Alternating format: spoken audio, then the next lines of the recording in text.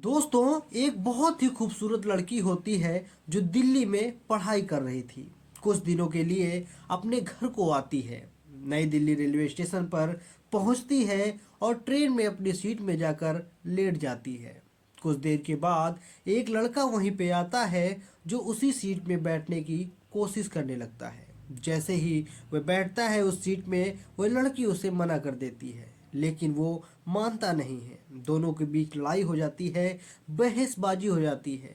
आसपास के लोग जब देखते हैं तो वो भी उस लड़के को भला बुरा बोलते हैं, लेकिन वह लड़का अपनी जिद में अड़ा था कि मैं बैठूंगा तो इसी सीट में बैठूंगा। दोस्तों, वह लड़की हार मान जाती है। अंत में जो लड़का है उसी के साथ उसी सीट पर बैठ जाता है। लेकिन जैसे जैसे रात होती है, दोनों की परेशानी बढ़ जाती है। दोनों को एक सीट पर ही अपनी रात गुजारनी पड़ती है। लेकिन दोस्तों, रात गुजारने के बाद जब सुबह होती है तो बहुत कुछ बदल चुका था, बहुत कुछ हो चुका था। दोस्तों, बहुत ही रोचक कहानी है, बहुत ही इंटरेस्टिंग कहानी है। जानते हैं पूरी कहानी आखिरकार क्या है इस वीडियो के माध्यम से। दोस्तों, वीडियो में आगे बढ़ने से पहले आपसे एक ही रिक्वेस्ट है, वीडियो को लाइक कर दीजिए और चैनल को भी सब्सक्राइब कर दीजिए, जिससे कि मेरा हौसला बढ़ता रहे। दोस्तों, कहानी शुरू होती है नई दिल्ली से। एक लड़की जिसका नाम अंजू होता है, 24 साल की, जिसकी उम्र बेहद खूबसूरत, और वह मुखर्जी नगर पर रहकर पढ़ाई किया करती थी। दोस्तों, उसका घर बिहार में होता है और वह अपने घर बिहार जा रही होती है। वैशाली एक्सप्रेस में 15 नंबर सीट में बैठ जाती है और थर्ड एसी में डिब्बा होता है। जब वह जाती है अपनी सीट पर और बैठ जाती है आराम से। जब ट्रेन चल पड़ती है तो उसके बाद वह बुक निकाल के पढ़ने लगती है। कुछ देर के बाद एक लड़का भी भटकते भटकते आता है, जिसकी उम्र लगभग 28 साल होती है, जिसका नाम सूरज होता है। आता है और उसी सीट में बैग रखता है और उसके पैर के बगल में ही बैठने की कोशिश करने लगता है। जैसे ही वह बैठता है, अंजू उसको मना करती है, यह मेरी सीट है, इस पर कहाँ बैठ रहे हो। सूरज कहता है, क्यों, मैंने भी टिकट लिया है। तेरा जाने का अधिकार है तो मेरा भी जाने का अधिकार है। कहती है, नहीं, इस सीट पर आप नहीं बैठ सकते। इस सीट पर आप कैसे बैठ सकते हैं, इस पर तुम्हें नहीं जाने दूंगी, नहीं बैठने दूंगी। सूरज कहता है, भाई मैं तो जाऊंगा तो इसी में जाऊंगा। अब दोनों के बीच बहस होने लगती है, बातें होने लगती हैं। बातें ये सुनकर उसके अगल बगल के जो लोग होते हैं वह भी बोलने लगते हैं। सूरज से कहते हैं, अकेली लड़की को देखकर परेशान कर रहे हो, शर्म नहीं आती? तुम्हारे घर में माँ बहन नहीं है क्या? और ज़्यादा बदतमीजी करोगे तो पुलिस वाले आएंगे, फिर तुमको बताएंगे। वह कहता है, भाई जब कोई आएगा तो देखा जाएगा, तुम लोगों को क्यों परेशानी हो रही है। ज़्यादा परेशानी हो रही है तो थोड़ी सी जगह दे दो, वहीं पर मैं बैठ जाऊंगा। तो वे लोग बोलने लगे, नहीं बैठने देंगे। तो कहता है, नहीं बैठने दोगे तो जहाँ हो वहीं पे चुप रहो, मैं जाऊंगा, कैसे भी करके जाऊंगा। अब दोस्तों, हर कोई चुप हो जाता है, कौन इससे लगे इतना। अब दोस्तों, जब जिद करके बैठ ही जाता है तो अंजू जो है, अब क्या करती है, उसे उसे सोचती है, कहीं चोर तो नहीं है, कहीं कोई सिरफिरा तो नहीं है। उसे जो है निहारने लगती है और धीरे से उसका एक फ़ोटो खींच लेती है। उसके बाद जो है वह लेट जाती है, और जब लेटती है तो सूरज को अपने पैरों से धक्का मारती है, ठोकर मारती है। सूरज कहता है कि मैडम, इतना भी गिरा नहीं हूँ, मैं भी एक इंसान हूँ, इस तरीके से जो पैर से ढकेल रही हो अच्छी बात नहीं है। तो अंजू कहती है, फिर उतर जाओ ना, कौन कह रहा है इसमें बैठने को, मेरी सीट है, मुझे आराम की ज़रूरत है, मैं तो ऐसे ही जाऊंगी। तो सूरज कहता है कि तुम्हारी सीट है तो इसका मतलब यह थोड़ी है कि तुम मुझे लात मारोगी। वो बोली, मेरी मर्जी है, मैं तो जैसे मर्जी वैसे ही बैठ के जाऊंगी, वैसे ही लेट के जाऊंगी, और मुझसे ज़्यादा उलझने की कोशिश मत करना, मैं आईएएस की तैयारी कर रही हूँ, मैं कोई ऐसी वैसी लड़की नहीं हूँ। दोस्तों, सूरज कहता है कि मैं भी कोई ऐसा वैसा नहीं हूँ, मैं भी इंसान हूँ। अब दोस्तों, ट्रेन फुल स्पीड से चल रही थी। 1 घंटे के बाद टीटी आता है। उसके बाद उसने अंजू से कहता है, हाँ मैडम, टिकट दिखाइए। वो अपना टिकट बैग में ढूंढने लगती है, लेकिन दोस्तों उसका टिकट उसके पास था ही नहीं। लेकिन टीटी बोलता है, मैडम जल्दी करो। वो बोलती है, सर मुझे लगता है मैं अपना टिकट घर में ही भूल आई हूँ। कि जिस पर्स में उसका टिकट और पासबुक थी, आधार कार्ड था, वो सब तो वह कमरे में ही छोड़ आई है। वह कहती है, सर मैं भूल गई हूँ, लेकिन मेरा नाम अंजू है और मेरी उम्र 24 साल है। देखिए आपके उसमें लिखा होगा और ये सीट मेरी है। तो टीटी कहता है, ऐसे नहीं चलेगा मैडम, आप टिकट दिखाइए दिखाइए दिखाइए, वरना दूसरा टिकट बनवाइए। अब अंजू जो है परेशान हो जाती है, कहती है, सर मेरी ही ये सीट है, मैं दूसरा टिकट क्यों बनवाऊं। वह कहता है, बनवाना पड़ेगा, या तो आप टिकट दिखाइए या तो बनवाइए। नहीं कर सकती हैं तो आप इस ट्रेन से उतर जाइए। कहती है, मेरे पास पैसे नहीं हैं। टीटी कहता है, नहीं है तो आप अगले स्टेशन पर उतर जाइए। अब दोस्तों सूरज ये सब देख रहा था, उससे देखा नहीं जाता। वो कहता है, सर जब ये इन्हीं की सीट है तो आप क्यों परेशान कर रहे हैं। आप अपने चार्ट में इनका नाम देख लीजिए। तो आप क्यों नहीं मानते, किसी का विश्वास करना चाहिए। अब दोस्तों जब टीटी सुनता है ये तो भड़क जाता है, बोलता है, ज़्यादा ज्ञान मत दो और ज़्यादा हीरो बनने की कोशिश मत करो। तुम्हारी टिकट कहाँ पे है। बोलता है, मेरी कंफर्म नहीं है, मेरी वेटिंग है, मेरे पास टिकट है। तो कहता है, किस हैसियत से तुम यहाँ पर बैठे हो, इस सीट पर बैठे हो। अब दोस्तों सूरज भी हैरान हो जाता है और कहता है, जिस हैसियत से रेलवे ने टिकट काटा है, जिस हैसियत से उसके पास सीट नहीं थी, वेटिंग का टिकट दिया हमको, उसी हैसियत से यहाँ पर बैठे हुए हैं। हमसे पैसे लिए जाते हैं लेकिन हमें सीट नहीं दी गई है, उस हैसियत से हम यहाँ पर बैठे हैं। मेरी मर्जी, चाहे जहाँ पर बैठ के जाऊँगा। अब दोस्तों इतना सुनने के बाद टीटी कहता है, ज़्यादा बहस मत करो, टिकट दिखाओ। वह टिकट दिखाता है तो टीटी कहता है कि तुम्हारा तो फर्स्ट क्लास का टिकट है, तुम इसमें क्यों बैठे हो। बोला, मेरा फर्स्ट क्लास का टिकट है, लेकिन उसमें कुछ ही सीटें होती हैं और उसमें वेटिंग लेके मैं कहाँ जाऊँगा। इसमें सैकड़ों सीटें हैं तो कहीं पर भी बैठ के चला जाऊँगा, इसलिए यहाँ पर बैठा हूँ।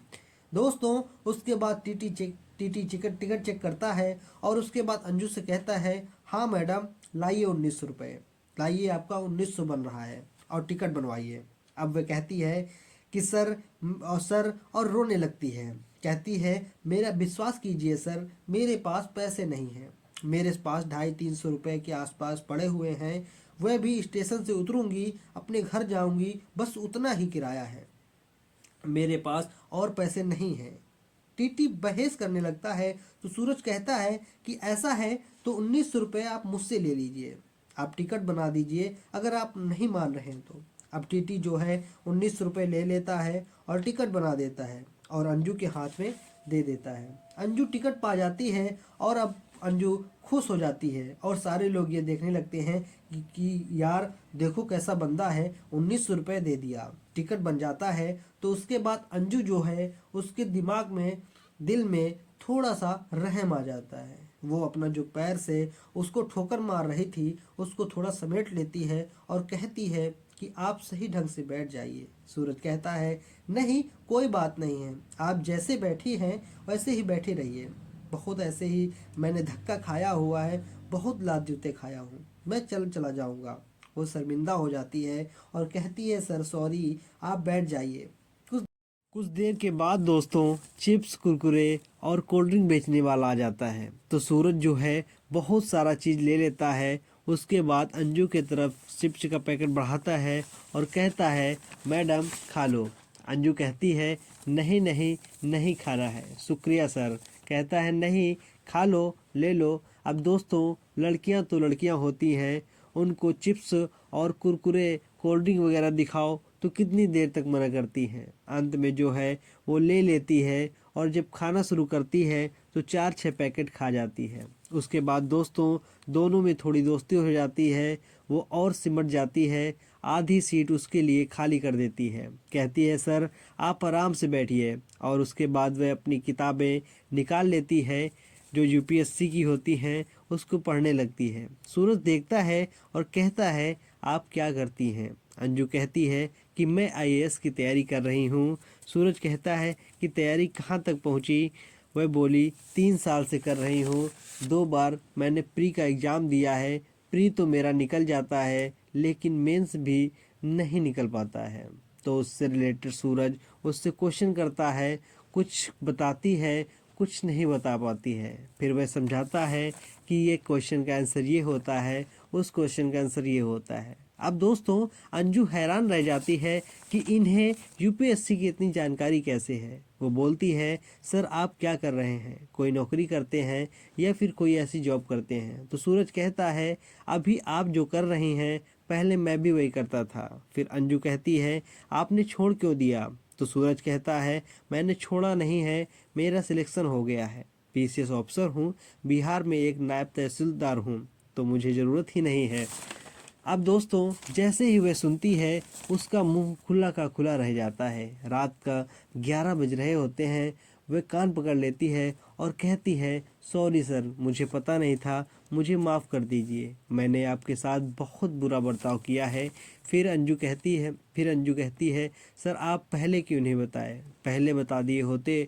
तो सूरज कहता है, पहले बता देता तो तुम्हारे लात का मार कैसे खाता? दोस्तों वह शर्मिंदा हो जाती है, अपना कान पकड़ लेती है और कहती है, सॉरी सर। कहता है, कोई बात नहीं, मैं मजाक कर रहा हूँ और कोई दिक्कत नहीं है, इतना तो चलता ही रहता है। अब दोस्तों उसके बाद दोनों में दोस्ती हो जाती है, दोनों काफ़ी बातें करते हैं और उसके बाद जब रात को 12 बज रहे होते हैं दोनों को अब नींद आने लगती है। दोस्तों अंजू कहती है, सर आप सो जाइए पूरे में, मैं थोड़े में बैठ जाऊंगी। तो सूरज कहता है, यह तो अन्याय होगा मैडम, आपकी सीट है और आप बैठ के जाएंगी, मैं लेट के जाऊंगा, ऐसा हो नहीं सकता। आपने इतना बैठने को दे दिया वही बहुत है, और आधे में आप बैठ जाइए और आधे में मैं बैठ जाता हूँ। दोस्तों आधे आधे में दोनों बैठ जाते हैं, लेकिन जैसे जैसे रात बढ़ती है नींद जो है हावी होने लगती है। दोनों धीरे धीरे सरकते सरकते एकदम लंबे हो जाते हैं और एक दूसरे के समानांतर सो जाते हैं। अब दोस्तों बीच बीच में उन दोनों की आंखें भी खुलती हैं। उसके बाद एक दूसरे को देखा, फिर सो गए। दोस्तों जब सुबह हुई तो और सब लोगों को पता चला कि ये पीसीएस ऑफिसर है, तो उनको भी बड़ी शर्मिंदगी हुई। बोले, सर हमको पता नहीं था, आप पहले बता दिए होते तो आपके लिए हम पूरी सीट खाली कर देते, आप आराम से सोते हुए जाते, आपको बड़ी तकलीफ़ हुई है, हमने आपको उल्टा सीधा कहा। तो सूरज बोलता है, ऐसी कोई बात नहीं है, मैं पहले जब तैयारी करता था तो मैं बहुत जनरल में डिब्बे में गया हूँ, स्लीपर डिब्बे में गया हूँ, बहुत धक्के खाया हूँ, ऐसी कोई बात नहीं है। फिर अंजू कहती है, आप दिल्ली किस लिए आए थे? तो वह कहता है, मैं सरकारी काम से गया था, कल ही मेरा टिकट था आने का, लेकिन अब मैं वहाँ पर चला गया था अपने दोस्तों से मिलने जहाँ पर मैं रहता था, पहले मुखर्जी नगर में। जब वहाँ पर गया तो फिर उन लोगों ने मुझे रोक लिया और आज का मेरा आना हुआ है, और आज का मैं टिकट निकलवाने गया तो टिकट मेरा कंफर्म हुआ नहीं। फिर कहता है, अगर मैं कल चला गया होता तो तुम्हारा मार कैसे खाता? अब दोस्तों इतना सुनने के बाद अंजू भी हंस देती है और कहती है, सर आप कितनी बार बोलेंगे?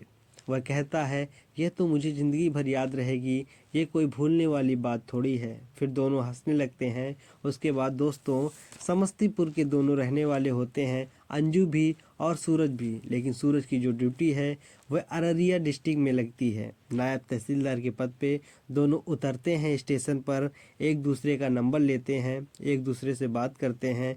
अंजू कहती है, सर मुझे आपकी ज़रूरत पड़ेगी तैयारी करने के लिए। तो वह कहता है, कोई बात नहीं, जो भी आपको हेल्प चाहिए मैं आपको हेल्प पहुंचाता रहूँगा। दोस्तों धीरे धीरे दोनों में बात होती है। दोनों 2021 में दोनों की मुलाकात हुई थी। अब 2023 तक आते हैं तो दोनों एक दूसरे के बिन रह नहीं पाते हैं। दोस्तों दोनों की शादी हो जाती है। शादी होने के बाद अब दोनों पति पत्नी बहुत खुश हैं। अंजू जो है वो अभी भी अपनी तैयारी कर रही है और सूरज सर जो हैं अपनी ड्यूटी कर रहे हैं। दोस्तों ये कहानी आप लोगों को कैसी लगी कमेंट करके ज़रूर बताएं। अच्छी लगी हो तो चैनल को सब्सक्राइब कर दें और वीडियो को लाइक कर दें।